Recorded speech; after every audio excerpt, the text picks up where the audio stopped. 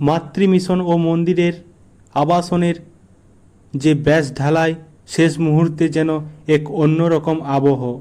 সন্ধ্যা নামছে ধীরে ধীরে, আলো মুছে যাচ্ছে চোখের সামনে থেকে।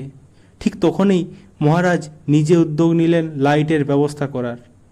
তার হাত ধরেই আলোর নিচে ফিরল আবার কাজের গতি। পাশে ছিলেন ইলেকট্রিশিয়ান প্রশান্তদা, ছিলেন আরও অনেকে। একে একে সবাই এগিয়ে এলেন নিজের দায়িত্ব নিয়ে। কেউ জলের ব্যবস্থা করলেন, কেউ হাত লাগালেন ঢালাইয়ে। এই সেই মুহূর্তে যেন একতার এক অনন্য দৃষ্টান্ত গড়ে উঠল।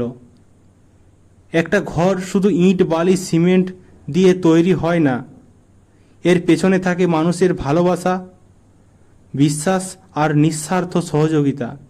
আর তাই এ রাতের ঢালাই ইতিহাস হয়ে থাকবে মাতৃমিশন ও মন্দিরের পাতায় পাতায়।